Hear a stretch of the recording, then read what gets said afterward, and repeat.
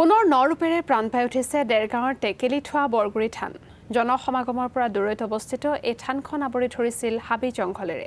পবিত্ৰ ভাদ মাহত মিছামৰা মৌজাৰ দুলীয়া গাঁৱৰ এই থানখন পৰিষ্কাৰ কৰি তোলে গাঁওবাসীয়ে। ইতিহাস বিজড়িত ৩০০ বছৰ গৰকা এই থানখন তদাৰক কৰে দুলীয়া গাঁৱৰ বৰনামঘৰ পৰিচালনা সমিতিয়ে।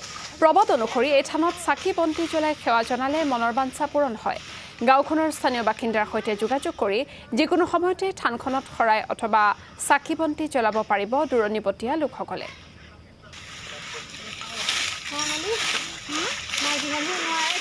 মিছামৰাৰ মৌজাৰ দুলীয়া গাঁৱৰ ঐতিহ্যমণ্ডিত এখন বৰগুৰি থান।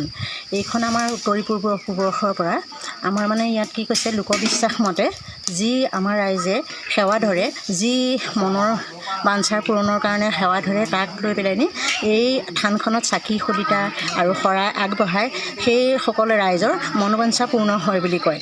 গতিকে আমাৰ থানখন অতি গছ গছনি থকাৰ কাৰণে শোচনীয় অৱস্থা হৈ পৰিছে। আমাৰ যি দুলীয়া গাঁৱৰ সোণাৰী চুবুৰী বুলি কয়, থানখন আমাৰ মানুহৰ পৰা অকণমান দূৰত্ব। গতিকে পৰিষ্কাৰ পৰিচ্ছন্নতা কৰিবলৈ যথেষ্টখিনি অসুবিধা হয়। আজি সকলো সোণাৰী চুকৰ আমাৰ মহিলা আৰু পুৰুষ উভয়ে ওলাই আহি পেলাই এই থানখন পৰিষ্কাৰ কৰিবলৈ লোৱা হৈছে আৰু প্ৰীতিভোজ এটা আয়োজন কৰা হৈছে। গতিকে আমি ভাবোঁ যে আমাৰ চৰকাৰৰ ফালৰ পৰা কিবা এটা যদি ইয়াত সুবিধা দিয়ে, ভৱিষ্যতলৈ মানুহখিনি আমাৰ যথেষ্টখিনি উজ্জ্বল ভৱিষ্যত কামনা কৰা হ'ব। গতিকে আমি এইখিনি আমাৰ গাঁৱৰ ৰাইজে এই থান ভাগত যথেষ্ট অৰিহণা যোগাইছে, কিন্তু বৰ্তমান ৰাইজৰ সকলোৱে হয়তো বৰ সুবিধা আৰ্থিক অৱস্থা বৰ ভাল নহয়। গতিকে আমাক যদি চৰকাৰে এই থানখন হাতত লৈ কিবা এটা অনুমোদন প্ৰদান কৰে, গতিকে আমি সকলো ৰাইজ দুলীয়া গাঁৱৰ ৰাইজ উপকৃত হ'ম বুলি